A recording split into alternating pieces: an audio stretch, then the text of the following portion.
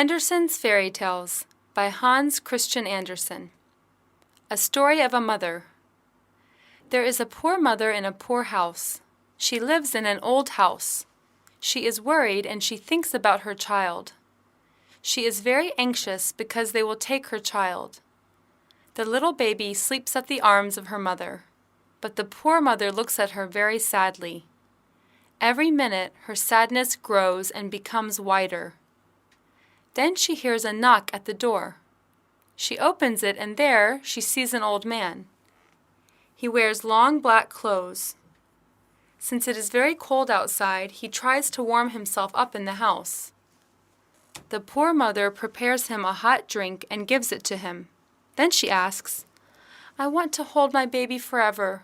God will allow me, won't He?" The man in black nods his head, but the old mother doesn't understand if he says yes or no. The mother looks at the ground with a pale face. She begins to cry again. Just at that moment she falls asleep for only a minute, because she is very tired of crying for 3 nights. And when she opens her eyes, she notices that the old man takes her child. The old man's name is Death, and Death takes the poor mother's child and goes. The poor mother goes out crying and screaming. She asks about her child to everyone, and there, outside the house, a woman stands with her long dress. Her name is Night. She answers the questions of the mother and says, "I know where the death took your child. But before, you must sing to me.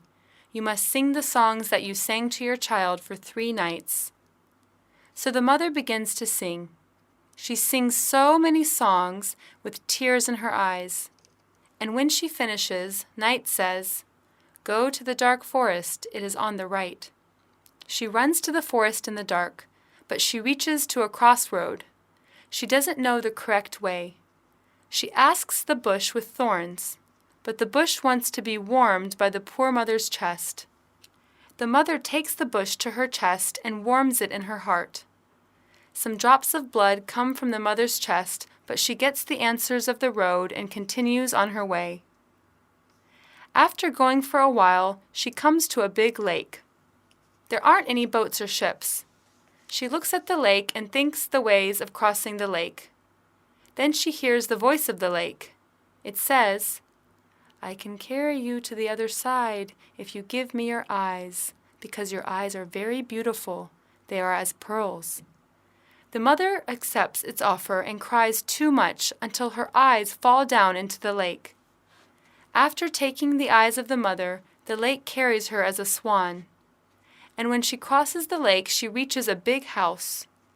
There is an old woman in front of the big house. The poor mother can't see anything and asks the old woman the house of death.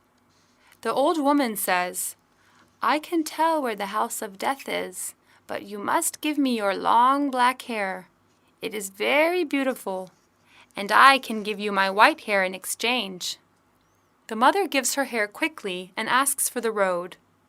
The old woman says that there are many plants in the garden of death, but these plants are humans and they have hearts. So you can go and listen to the heartbeats of the plants and recognize your child. After saying these words, the old woman takes the poor mother to the garden of death. There they see lots of plants, big and small trees. There are also palm trees, oak trees, and plane trees. There are some big plants in small pots, and there are some small plants in big pots. But the poor mother looks for the youngest tree.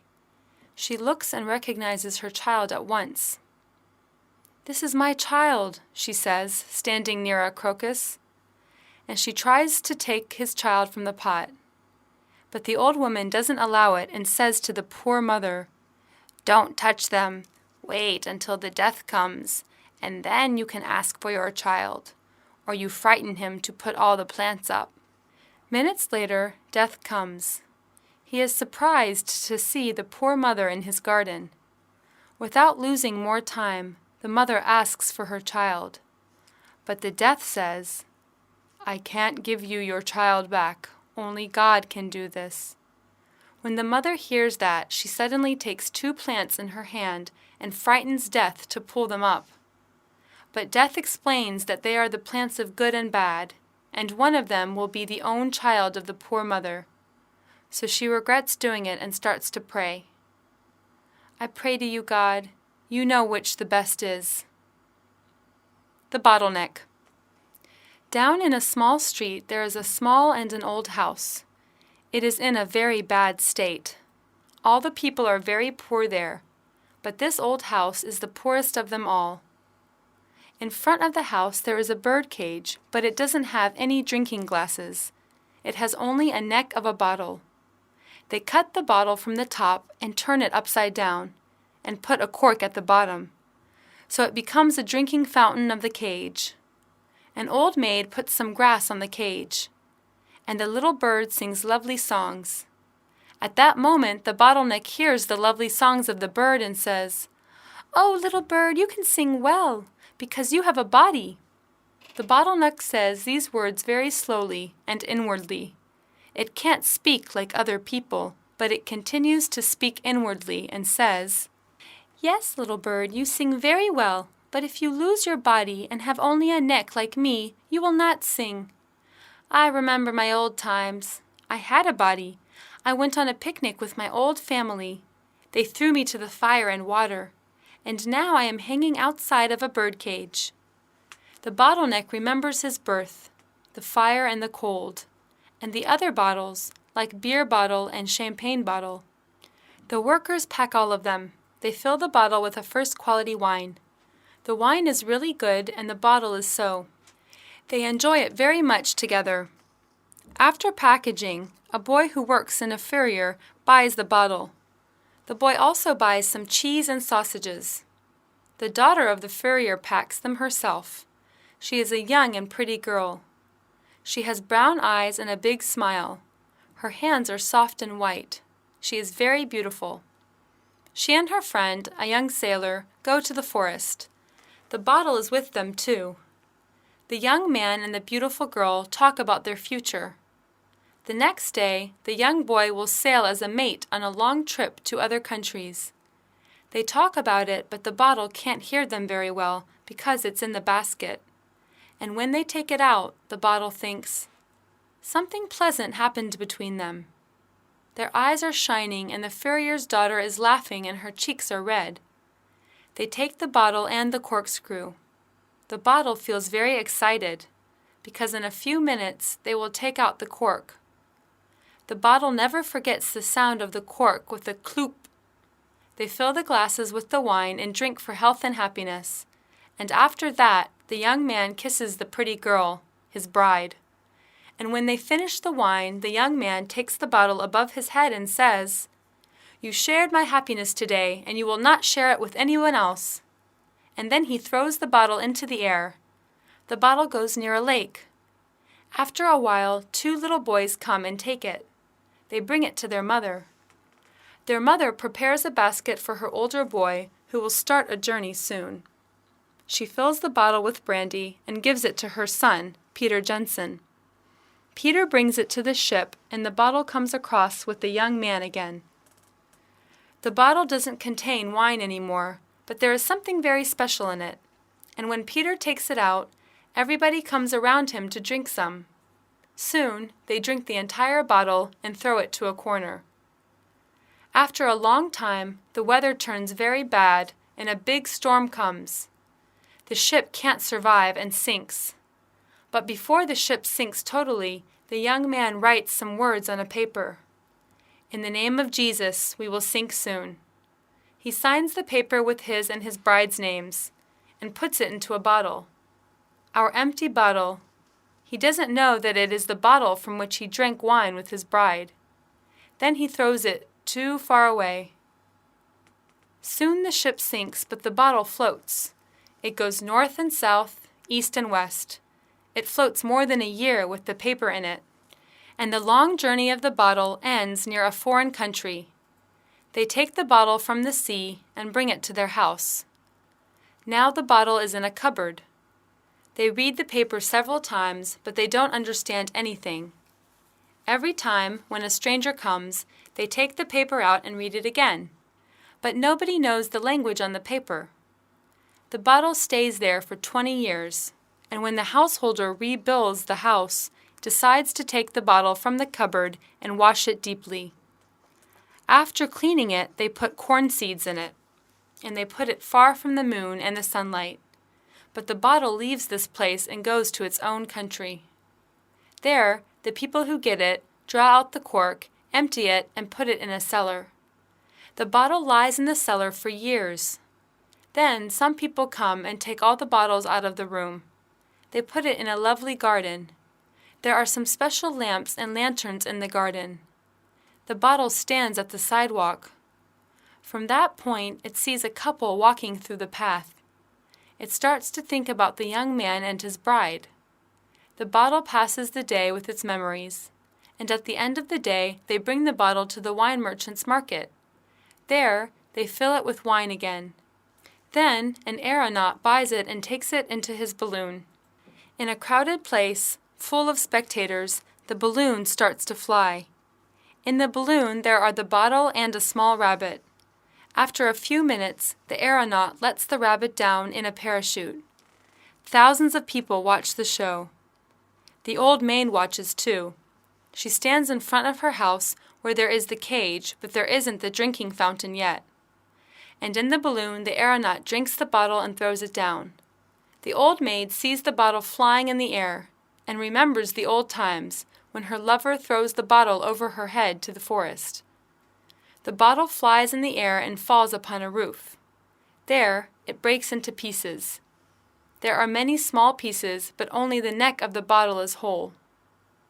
A man living near there notices the bottleneck and says, "Oh, this can be a bird's drinking fountain." The bronze boar. There is a small street near the Piazza del Grandua in Florence. The name of the street is Porta Rossa. In the street in front of the market there is a bronze boar. A steam of fresh water comes from its mouth. The boar is gray because it is very old. Only its nose shines. Because many people come and drink water from the mouth of the boar, they put their mouth to its mouth. So it shines. It's a winter night, but it's not dark. The moon is shining, and there is a powerful light in Italy. In this light, a little boy sits under the shelter of the stone pines. He is a typical Italian. He is handsome and charming, but he has no money, so he's hungry and thirsty. He stands on the bridge Arno and dreams about looking into the stars and to the sea. Then he walks to the bronze boar, puts his mouth to its nose, and drinks fresh water. Near the boar, there are also some salad leaves and chestnuts lying in the street. He takes them and eats quickly. After finishing his meal, he gets on the bronze boar's back and falls asleep in a few minutes. Then, when midnight comes, he hears a sound. The bronze boar moves and says to the little boy, "Hold me, we will run." The little boy doesn't say anything and holds it tightly. Then the bronze boar begins to walk and goes to the Piazza del Granduca. They run until they reach Uffizi Palace, where the nobles hold meetings for the carnival. "Hold me, we will run," says the bronze boar. The boy is frightened and doesn't move, but the boar moves and steps into the gallery. The little boy knows the gallery. There are many colorful pictures on the wall, and there are many statues shining in the saloon. But the most important is the statue of a woman. It is very beautiful. She is made of marble, and she is the most interesting thing in the gallery. There are dolphins around her feet. Her eyes shine deeply. Her name is Venus de Medici. Other marble statues are around her. One of them holds his sword. His name is Grinder. The others are wrestling gladiators. The little boy looks at them and notices the life and the movement in the room. The beautiful Venus shines with her rounded lips. Near her, 2 other women portraits stand on the wall. They have dark, burning eyes. They are also very beautiful. But Venus shines as a star in the hall. The little boy walks around the gallery and thinks, "What beauty they have!" Then he passes in front of a picture with the bronze boar. He looks and stands frozen. The picture affects him very much, because there are happy children in the picture. The artist is Florentine Angiolo Bronzino. He draws children's faces so happy that the little boy thinks they are going to heaven. The boy looks longer at this picture than the others. The bronze boar looks too. Then suddenly he hears a gentle sound, but he doesn't know where the sound comes from the picture or from the bronze boar. He holds out his hand to the children. In the picture. Then at that moment the animal tears off with him. The boy says, thank you, my lovely animal." The bronze boar runs downstairs saying, "Thank you, my little boy, you helped me. Don't get down off my back. I can carry you anywhere you want. I can only run where an innocent child sits on my back. We can go everywhere with you, but you have to be with me, otherwise I will be dead." "I will stay with you," replies the boy. Then they go together near the church of Santa Croce. It is a simple monument with red leather. On the other side they see the graves of Michelangelo and Dante. These great men lay side by side. They are the pride of Italy. The little boy wants to reach them and stretches out his hand, but the bronze boar turns and begins to run. The boy gets frightened very much and closes his eyes. In a few minutes he loses his consciousness. Later on, when he opens his eyes, he notices that he has half slipped off the bronze boar. And the bronze boar is in its usual place, in the Porta Rossa. The little boy looks around and remembers his mother, who had told him the day before, "Go out and get some money." But he doesn't have any money, and he is hungry and thirsty again. He puts his arm around the neck of the boar. He kisses it and walks through a street. The street is very narrow. At the end of the street there is an iron door. He goes in and steps up. The stairs and the walls are very dirty, and the corridors are very dark. He reaches his home on the 3rd floor. He sees his mother, who asks him, "Do you have any money or any food?" The little boy replies, whispering, "Sorry, I don't have anything." The mother gets angry and begins to hit the boy, pushing him to the room. In the room there is only a pot for holding fire, called marito. She kicks him and shouts angrily. The boy starts to cry. Then a neighbor comes with her marito and asks about the boy, saying, "What are you doing to the child, Felicita? He is my child. I can do anything I want. I can kill him if I want, and if you talk any more, I can kill you too." While they speak, the little boy escapes. He runs across the street. He runs and goes into the church of Santa Croce. He thinks about his trip of yesterday. He goes near the grave of Michelangelo and sits near the grave. Many people come and go in front of the poor boy, but nobody looks at him.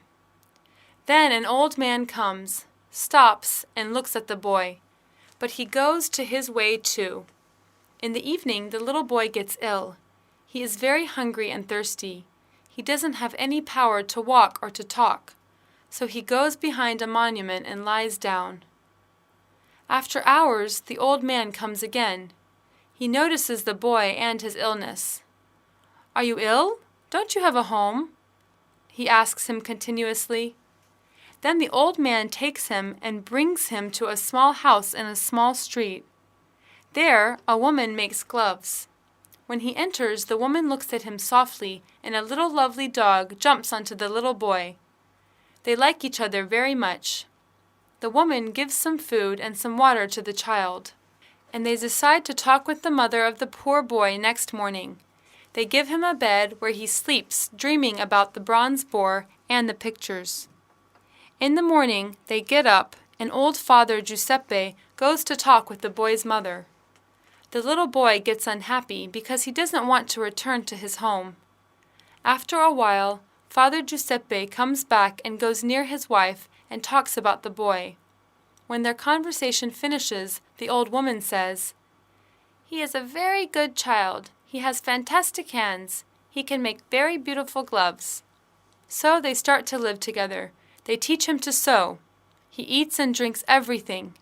He sleeps in soft beds instead of stones.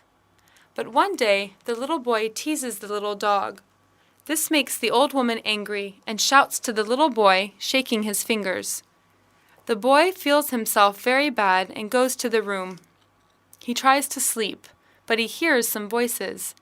He runs outside. He thinks he will see the bronze boar, but there is nothing in the street. The next day, while he is out of the house, an artist living near their home asks him, "Can you help me? I can't carry all the paints and the canvas." The little boy takes the paint and they go together to the gallery. He is there again, in the gallery. He remembers all the statues and the pictures. He remembers the beautiful Venus and the happy children in the picture. He looks at it and smiles. Then he asks the artist, "Can I stay here? I want to see you while you are painting." "I will not start to paint," replies the artist, and wants him to go. He goes out and walks to the glove maker's house. All day he thinks about the bronze boar and the picture. He does everything wrong because he is clumsy.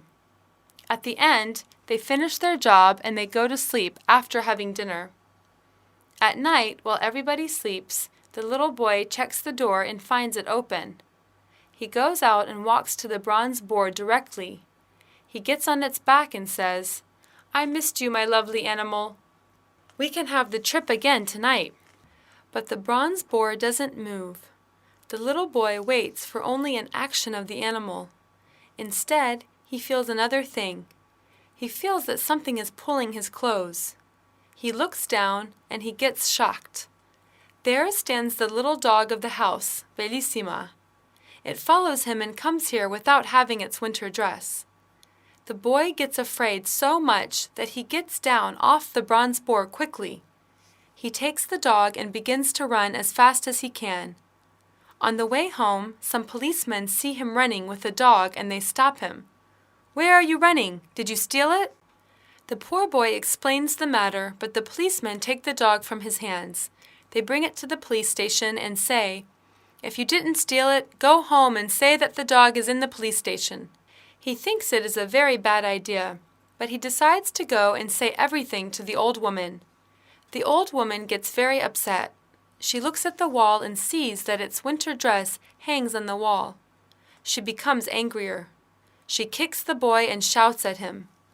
Father Giuseppe goes to the station to take the dog back, and the neighbors come to see the matter. The artist comes with them too. He takes the boy on his knee and asks him about the story. Little by little, the artist understands the entire story. The bronze boar, the statues, the trip, etc. The artist tells the old woman everything, while Father Giuseppe brings the dog home. They forgive the little boy and begin to live happily again. The artist gives him some pictures as a present. The boy likes them very much and wants to draw pictures. The next morning, he buys a pencil and starts to draw the bronze boar. At first he draws some shapes with 4 legs. Then he draws some other shapes which look like the bronze boar very much. Everybody thinks that he is a talented boy, but the old woman doesn't like it. She wants him to help her. However, he continues to draw and draw. One day, he wants to make a picture of a living animal, so he takes the dog Bellissima and tries to draw its picture. But the dog moves too much, so he decides to tie it up. He ties it by her head and tail. The dog doesn't like it and jumps out. At that moment, the old woman comes in and says, "What did you do to my poor Bellissima? You are a very bad child. Go out and don't come again." She pushes the boy out and closes the door. Right that moment, their artist neighbor comes up the stairs. He sees the boy. And this is the turning point of the story. In 1834, there is an exhibition in the Academy of Arts at Florence. There are 2 famous pictures in the gallery. Everybody comes and looks at those pictures. In the first and smaller one, there is a little boy. He draws a dog's picture tied up by the head and the tail. The picture is so full of life that it takes the interest of everyone who looks at it. The story goes with the painter. The painter is a poor boy who lives in Florentines. They find him in the streets. A glove maker brings him up and she pushes him out. An artist notices his talent and makes him a famous painter. The bigger picture is more attractive than the first one. In the picture, there is a little boy sleeping on the back of the bronze boar. The boar is so beautiful that all the people think it is alive, and the boy is so sweet that everybody looks at his face for hours. The Nightingale. In China lives a Chinese emperor, and all the people who live there are Chinese too. Now I am telling you a story. It is an old story, but an important one. This Chinese emperor lives in a very beautiful palace. It is full of the finest porcelain. There are many types of flowers, and the most beautiful flowers have silver bells. They make sounds and everyone looks at them. The garden is so big that nobody knows the end of the garden. At the end of the garden there is a beautiful forest with a big lake. The lake is big enough for big ships to set sail around the trees. In these trees there is a nightingale. It is so lovely and sings very softly. The fisherman listens to it in spite of having many things to do, and says, "Oh my God, how beautiful it is!" Travelers come to visit the palace of the Chinese emperor. They think it is the most beautiful palace in the world. They love the porcelain, the garden, and the lake. But when they see the nightingale, they say, "This is the most beautiful thing in the palace." And when they return, they tell everything about the garden, but they give special importance to the nightingale. They write books and poems for it, and soon one of them reaches to the emperor. The emperor reads the book and becomes very happy, because there are many good descriptions in the book for the palace of the emperor. But the emperor gets confused when he reads about the nightingale. Then he calls his servant and asks, "Is there a nightingale here, in my palace, in my garden?" Everybody knows it and writes poems for it, but I don't know anything about this singing bird. Why? The servant replies, "Your Imperial Majesty, I don't know anything about the nightingale either. We didn't talk about it in court before." But the emperor continues angrily and says, "Go and find that nightingale. I want to see it tonight, here in my palace. It will sing to me tonight." The servant begins to look for it. He runs upstairs and downstairs. He runs through the long corridors of the palace. He asks everyone about the nightingale, but nobody knows about it. So he goes to the emperor and says, "Your Imperial Majesty, I looked everywhere, but I couldn't find it. I think there isn't such a nightingale. It is only a myth. The books are inventions. Sometimes they write the wrong things. You should not believe everything in those books. But this book comes from Emperor of Japan, so it should be true. Look everywhere again, and bring it to me. Otherwise I will pull down the court." The servant begins to look for it again. He runs up and down, but this time the whole court runs with the servant too. They ask everyone, but no one knows anything about the nightingale. It is very interesting because out of the palace all the people know the lovely bird, but in the palace nobody knows it. In the end, they find a poor little maid. She says she knows the nightingale and its lovely songs. She works in the kitchen and brings food to her mother in the evening. Her mother lives near the lake, and on the way back she sits down for a while and hears the wonderful sound of the nightingale. The following day, they all go near the lake together. Then they hear a cow. A young courtier says, "Oh, it is a very powerful sound for a nightingale."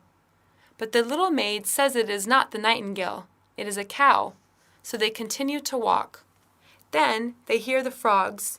The servant says, "The croaks of the frogs are like church bells," but the little maid replies, "No, those are frogs, but we are very close.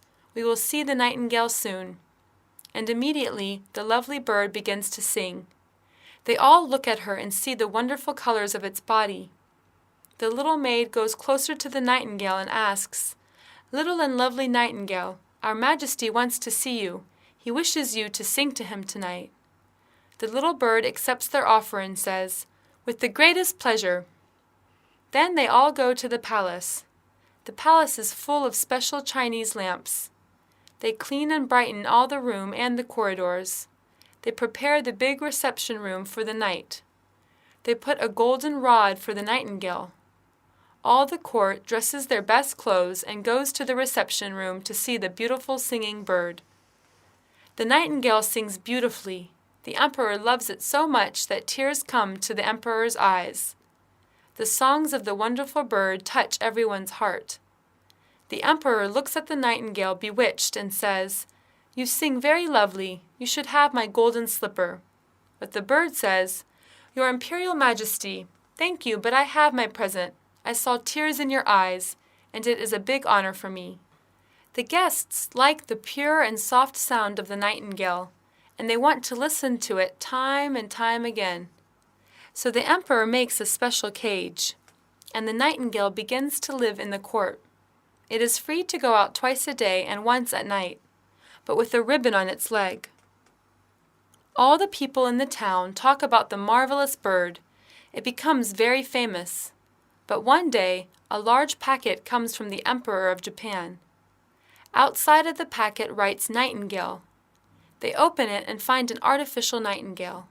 It looks like the real one, but it has diamonds, rubies, and sapphires on it, and when it starts to sing, it sings as beautiful as the real nightingale. The emperor likes the artificial bird very much, and he says, "It is a beautiful bird too. They must sing together." After that, the artificial and the real bird start to sing together, but the real bird doesn't like it, and it sings in its own way. Then the artificial bird sings alone.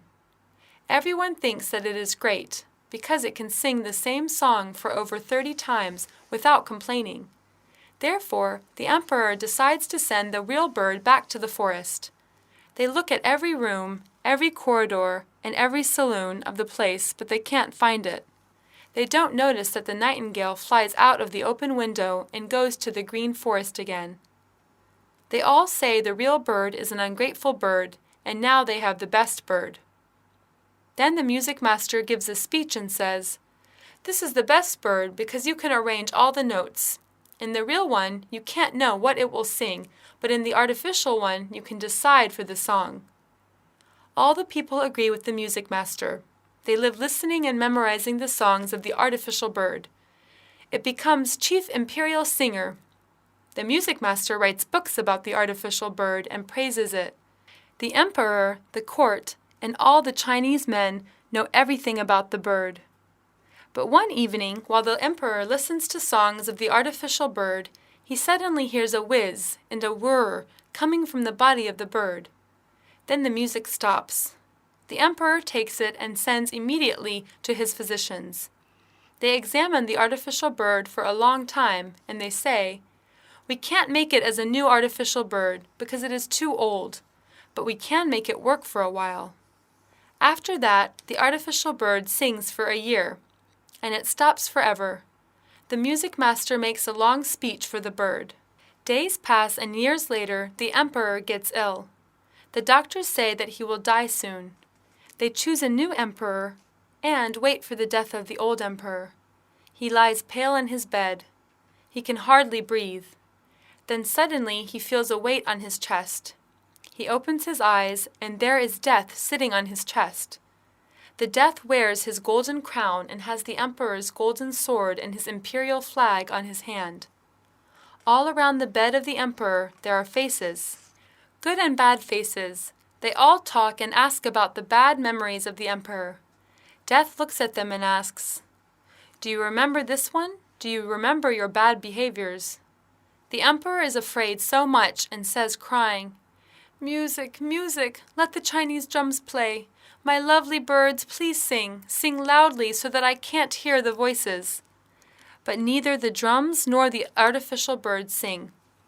The emperor cries, and Death continues to show the old memories to him. Then suddenly, near the window, they hear a lovely bird's sound. It is the nightingale. It sings with its wonderful voice. It is so soft that Death himself says to the little bird, "Go on, little bird, sing your lovely songs." The little bird continues to sing. It sings for the rest and comfort of the emperor.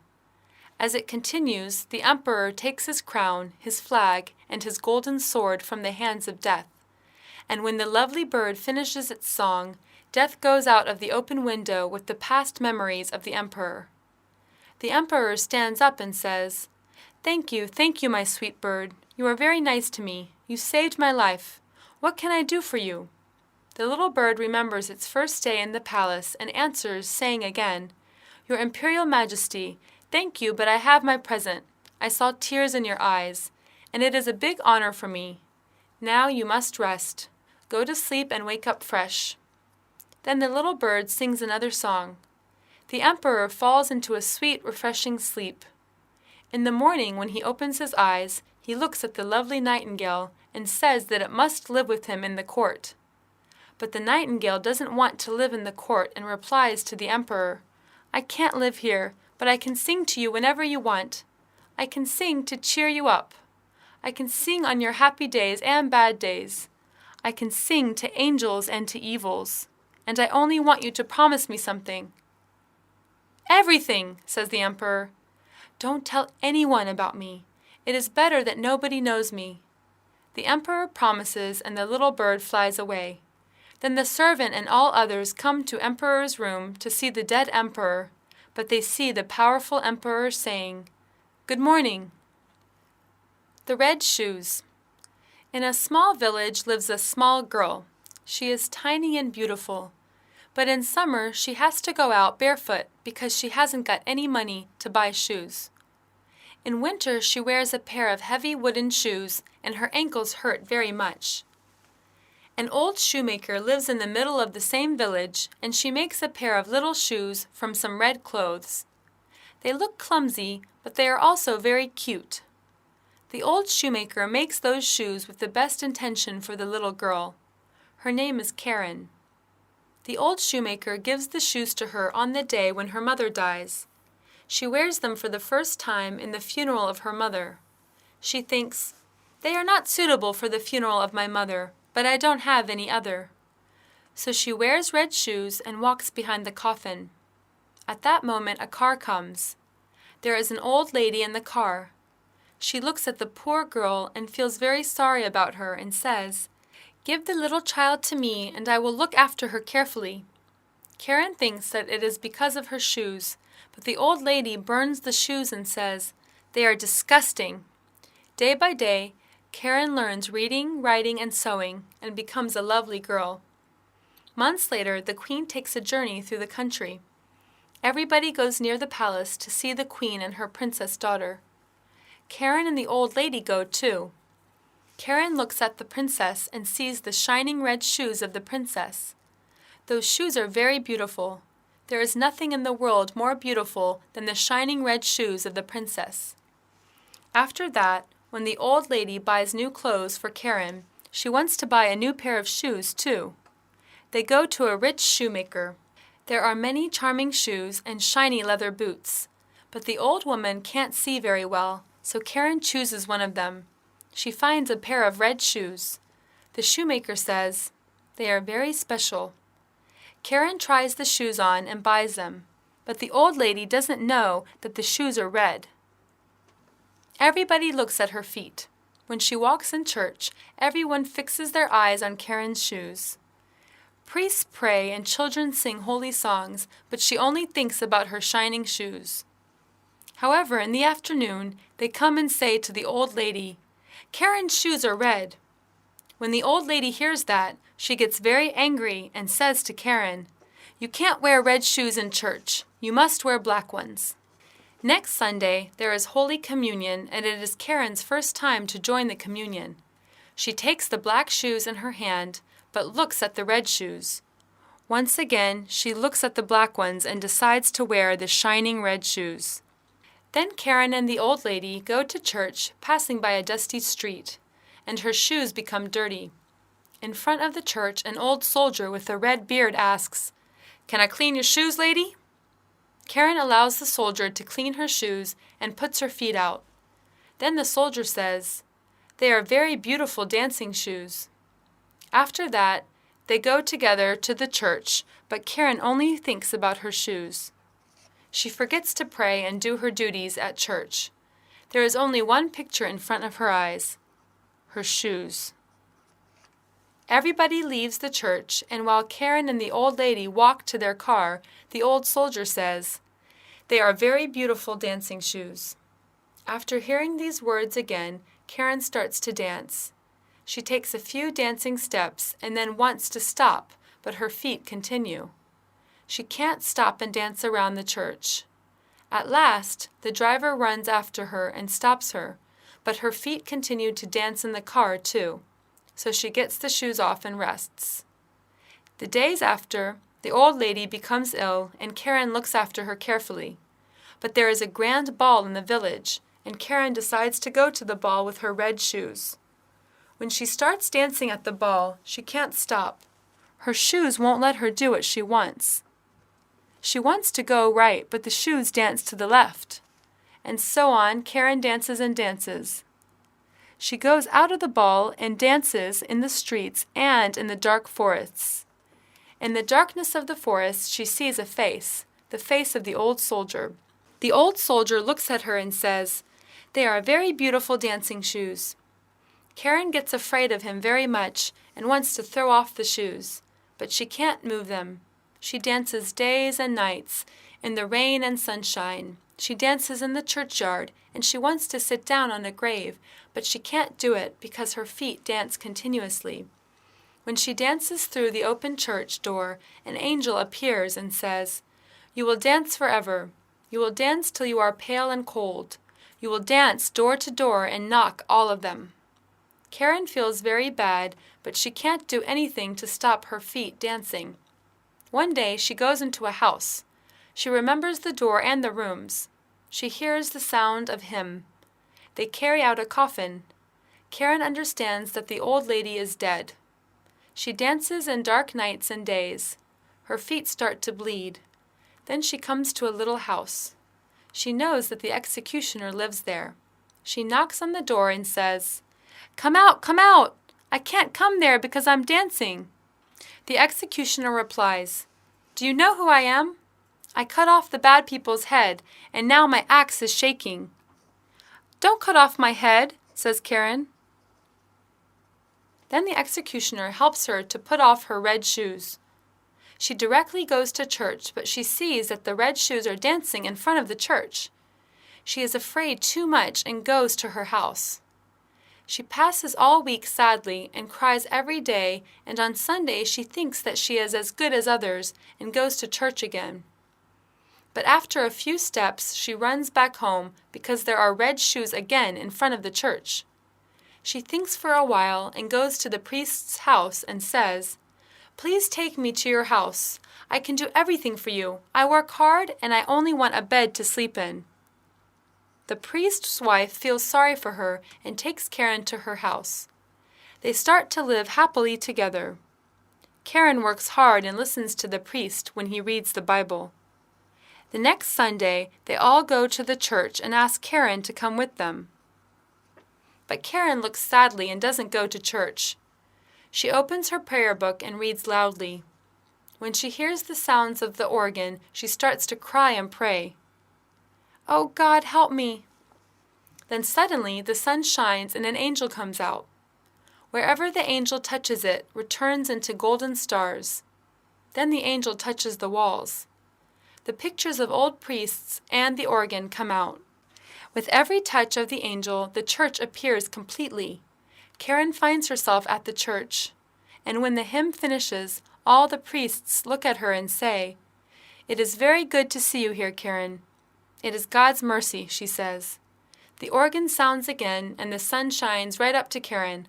Her heart fills with peace and joy, and no one asks her about the red shoes again. The Snow Queen, a tale in 7 stories. Story 1.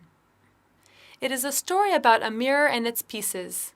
Now we are starting the story, and when it finishes you will understand everything. You will understand the naughtiness of him. He is one of the very bad kind. In fact, he is the devil.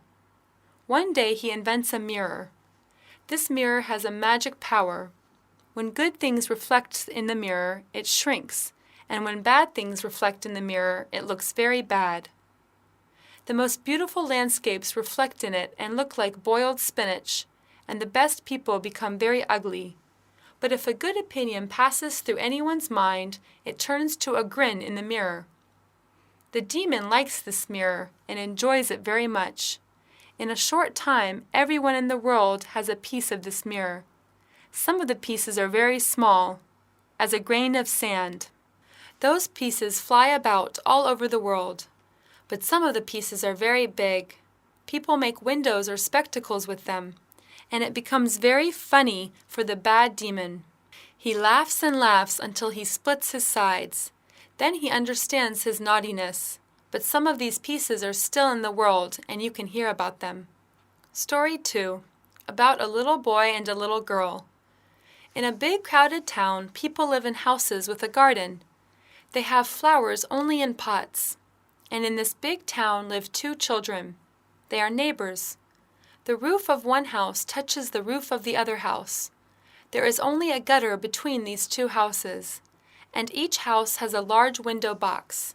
They grow their pot flowers together. Then flowers grow too much, and they decide to put them opposite the gutter. It looks like a bank of flowers. In summers, children sit under the flowers, but in winter they only play games on frozen windows. The little boy's name is Kay, and the little girl is Gerda. One day, "Look, the white bees are flying," says the old grandmother. "Do they have a queen bee?" asks Kay, and grandmother replies, "Yes, they have a queen bee. She always flies around them. She is the biggest bee." "Can the snow queen come in?" asks the little girl. But grandmother says no and tells her stories about the snow queen. In the evening, Kay sits down on a chair near the window. He watches the snowflakes, and suddenly a big snowflake falls down on the edge of the window. Then it becomes a woman with a white dress. She is very lovely, but she is all ice. Her eyes shine like stars. She nods to the window and waves her hand, but the little boy gets afraid so much that he jumps down off the chair. Then a big bird flies out of the window. The next day, it stops snowing and the sun shines. Then the spring comes and the flowers begin to grow again. The little children start to play in their garden on the roof again. In the garden there are roses, big and beautiful roses. The little girl looks at them and sings songs about roses. They spend very lovely summer days with Kay. One day, Kay and Gerda look at a picture book of birds and animals. Then suddenly, when the church clock strikes just 5, Kay says, "Oh, something struck my heart, and I have got something in my eye." The little girl looks carefully, but she can't see anything on his eyes. But the piece stands there. It is the piece of the magic mirror. You remember that mirror. When good and great things reflect in the mirror, they become small, and when bad things reflect, they magnify. Poor Kay, a piece of that bad mirror is at his heart, and soon it turns his heart into a lump of ice. He doesn't feel it, but it is still there. After that, he starts to behave very badly. He kicks the roses and the boxes. He annoys and imitates his mother. Actually, he imitates everyone in the street, and people laugh at him. He plays different games. One winter's day, he takes a big magnifying glass and goes out to play with Gerda. "Now look through the glass, Gerda," he says. "Look at each snowflake. They look like lovely flowers. They are perfect, but they melt." After that, he takes his sledge and goes to the big square. They start to have fun together. Just in the middle of their games, a white and big sledge comes. The sledge drives twice around the square, and Kay quickly ties his sledge on behind. They drive through the out of the town gates. Then the snow begins heavily, but they don't stop. Kay shouts, but nobody hears him. He is afraid of very much. However, the snowflakes grow bigger and bigger. Then suddenly, the big sledge stops, and the driver gets up. It is a tall and beautiful lady, with all shining white. She is the Snow Queen. She gives her fur to Kay and asks, "Are you still cold?" and kisses him on the forehead. It is a cold kiss, colder than ice, but Kay feels himself very well. He can only remember his sledge and shouts, "My sledge! Don't forget my sledge!" After these words, the Snow Queen kisses Kay again, and he forgets all about Gerda, grandmother, and all the others at home. "Now I must not kiss you any more, or I should kiss you to death," the Snow Queen says. but Kay thinks that she is very clever and pretty. She is almost perfect. He says everything that he learnt from school. She always smiles at him, and they together start to fly higher and higher. They fly on a dark cloud. The wind rings in their ears and sings well-known old songs. They fly over woods and lakes, oceans and islands. Among the long winter nights, he looks at the bright moon and sleeps at the Snow Queen's feet. Story 3. The Garden of the Women Learned in Magic. But how is little Gerda? What does she do after Kay left her? Nobody knows anything about him. The only thing that the old boys say, "We saw him with a big white sledge." At last people say that Kay is dead. They believe that Kay has fallen into a river. Gerda cries too much. Oh, they are very long, dark winter days. Then spring comes and the sun shines again. "Kay is dead," says little Gerda. "I don't believe it," says the sunshine. The swallows gave the same answer, but Gerda doesn't believe them either. "I will put my red shoes and go to the river, and I will ask the river about Kay," says Gerda. And she goes in the early morning and says to the river, "I will give you my red shoes, and you will give Kay back to me." Then she takes off her shoes and throws them into the river. But they fall very near, and the waves bring the red shoes to her again. So she decides to throw them far away again. She climbs into a boat and tries to throw the shoes far from the boat. But her movements start to float the boat. She feels it, but the boat moves quickly. Little Gerda gets frightened so much that she begins to cry. Only sparrows hear her and try to cheer her up. Gerda looks the banks on both sides of the river. She looks at pretty flowers, green trees, and says to herself, "Maybe the river is taking me to little Kay." Then she comes to a big cherry garden. There lives a woman. She welcomes Gerda and dries her clothes. And Gerda tells her the whole story about Kay. But the old woman says, "I didn't see Kay, but you must not be sad. Come and taste my cherries." Gerda goes inside the house. The windows of the house are red, blue, and yellow. They are very strange. On the table there are delicious cherries. While Gerda eats some of them, the old woman begins to comb her hair. There she learns that the old woman is a witch, but she is not a bad one. She only casts spells for some fun. They go together out to the garden, and there Gerda plays in the most beautiful flowers of the world.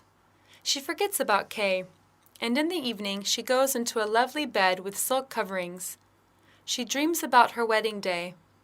Many days pass in the same way. She always plays among the flowers. There are many flowers in the garden, but one is missing. But Gerda can't remember which one is missing. One day she looks at the old woman's sun hat, and there she sees a rose, and asks surprised, "What? Are there no roses here?" Then she begins to cry. Her tears fall down on earth, and the rose trees grow quickly. After that, Gerda remembers Kay and asks the roses about him. They reply, "He is not dead. We are down underground, and we know all dead people, but Kay's not there." Gerda becomes very happy and asks other flowers about him. At first, tiger lilies and convolvulus tell their story. Then the snowdrop talks about a swing. Another flower continues with 3 beautiful sisters' stories. Then shining buttercups remind Gerda her grandmother, but she decides to go back home after finding Kay. After that, she starts to run out of the garden. While she runs, some spring flowers say, "I can see myself," and they continue to tell the story of a little dancing girl. But Gerda doesn't listen to them and runs out barefoot in the world. At that moment, she realizes that it is not summer anymore. It is quite late autumn. The leaves of the trees are yellow now. The flowers are not green. She regrets everything very much and says, "Oh, it is autumn. I must not rest any longer." Story 4. Prince and Princess. Gerda walks a little and meets a crow. The crow says, "Caw-caw! Good day, good day," and they begin to talk. Gerda tells her story and asks about Kay. The crow says, "Maybe I saw Kay." Then the crow starts to talk about the princess and Kay. In this kingdom there is a very clever princess. One day she decides to marry and calls the court ladies. They together look for a prince. The newspaper writes about this. Every handsome boy can go to the palace. The princess will choose her husband between them. She looks for the one who can speak well, finishes the crow. Although there is a huge crowd, the princess doesn't choose one of them. No one could speak well enough to be the husband of the princess. They come and go. They can't speak, eat, or drink. Then in the third day, a boy with his shining boots comes to the palace. He is not afraid of the guards. He looks at them bravely and goes directly to the princess. He answers all the questions of the princess and he wins the princess's heart. "I am sure he is Kay," says Gerda. "He is a very clever boy. Can you take me there, please?" The crow replies, "It is not easy. A little girl like you will never be admitted." "Oh, when Kay hears that I am here, he will come out to see me," says Gerda. So the crow flies and tries to find a way to go to the palace. It comes back in the dark and tells Gerda that there is a back staircase. This staircase goes to the bedroom. Then they go into the garden, they walk in the dark, and they find the door. Gerda thinks about Kay and feels very excited. She thinks Kay will be very happy to see her. They walk, and soon they reach the stairs. There is a little lamp on the shelf in front of the stairs. Immediately, Gerda notices some shadows. She says, "I think someone is coming behind us." But the crow explains that they are only the dreams, and adds, "Now there is no need to talk about that. We have to hurry." So they continue on their way, and at the end they reach the bedrooms. The ceiling is like a great palm. There are 2 beds in the middle of the room. One is white and the other is red. Gerda goes beside the red one, and there is a boy with a little brown neck. She holds the lamp close and calls his name. The little boy wakes up and turns his head, and he is not Kay. Gerda begins to cry. The princess wakes up too and asks what the matter is. Gerda explains them the story, and they decide to help her. The next morning, they ask Gerda to stay at the palace, but Gerda wants a little carriage, a horse, and a little pair of shoes. The prince and the princess give all these things that she wants and more to Gerda. They give her a new chariot of pure gold with sugar biscuits and fruits. The crows accompany her for the first few miles, and then they say goodbye to her, and little Gerda continues on her way. Story 5. The Little Robber Girl. She drives in dark, and her chariot lights up the darkness. "It's gold, it's gold!" exclaim the robbers. They kill the coachman and the footman and drag out little Gerda. "She is fat and she is pretty. How nice she will taste," says the old robber woman. She takes her knife, and at that moment her little daughter bites her ear. She doesn't allow the old robber to kill Gerda. She wants to play with Gerda and gets into the carriage. They drive over stones and further into the wood. On the way, the little robber girl and Gerda start to talk. Gerda tells her all her adventures. The robber girl looks at her and says, "They can never kill you." At last, the chariot stops in front of the robber's castle. They go in and eat something. There are many pigeons. They pass some time with them, and after that, they go to sleep. The little robber sleeps with a knife, but Gerda can't sleep because she is still afraid of the robbers. Then the next morning, one of the pigeons comes and says excitedly, "Coo, coo! We saw little Kay. He is with the Snow Queen." "Where is the Snow Queen?" asks Gerda. "They are going to Lapland, because there is always snow and ice there," replies the pigeon. Then they together with the little robber make a plan. Gerda will run away when the old robber woman has a nap. They wait until she has her drink from the bottle and sleeps. After that, the little robber calls the reindeer and says, "Now run and take care of Gerda." The reindeer runs as fast as it can. It goes over the bushes, through the big woods and forests. And then they see Lapland. The reindeer say, "There are the lights of Lapland." Story 6. The Lap Woman and the Thin Woman. They stop by a house. The roof of the house is near the ground and the door is so low. There is only an old Lap woman in the house. She is frying fish. They go inside and tell her their story, but the Lap woman says, "Oh, poor Gerda, you must go to Finnmark. The Snow Queen is there. But firstly, go to the Finn woman. I will write a few words on a fish, because I don't have any paper." So they start to fly.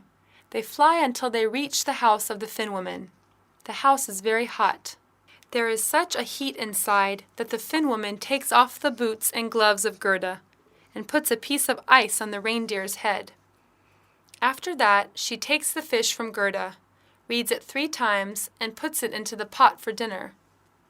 Again, the reindeer tells their story and asks the Finn woman, "Can you give a drink to Gerda so that she has the strength of 12 men?" But the Finn woman replies, "I can't give Gerda anything because she has the real power in herself." "And what about Kay?" said the reindeer. "Little Kay is certainly with the Snow Queen. He thinks it is the best place in the world. That is because he has little pieces of glass in his eye and his heart. You have to take them out first." The Finn woman explains the situation of Kay and shows the way of the Snow Queen's gardens. Then the reindeer brings Gerda to the gardens. But on the way, Gerda remembers that she hasn't got her boats with her. However, before asking about them, the reindeer puts Gerda down and flies back. There she stands alone, in the cold, only with huge snowflakes which become bigger and bigger. Gerda gets scared too much and begins to say the Lord's Prayer. When the first words of the prayer appears small angels around Gerda, and when she finishes, a group of angels surround her. They cut the snowflakes into pieces, and they make boots only touching Gerda's hands. She feels more powerful and walks quickly toward the palace of the Snow Queen. Now we can see what Kay is about. Story 7. What happened in the Snow Queen's palace and afterwards? The palace walls are made of snow, and the windows are made of winds. There are more than 100 rooms. The palace is very big and clean. It is very cold. At the end of the hall there is a frozen lake. The Snow Queen and little Kay sit there. Little Kay is almost blue with cold. Then one day, the Snow Queen says, "I will fly to warm countries. I must whiten them." So she goes to the volcanoes Etna and Vesuvius. Kay sits alone in the palace. Later, Gerda walks into the palace. She looks at Kay, takes him in her arms, and says, crying, "Kay, little Kay, I've found you at last!" But he sits frozen. He doesn't do anything. Gerda still continues to cry, and her tears melt the little piece of the mirror which is in Kay's heart. Then Gerda begins to sing a lovely song. Kay cries very much. His tears wash his eye, and the little piece of the mirror comes out.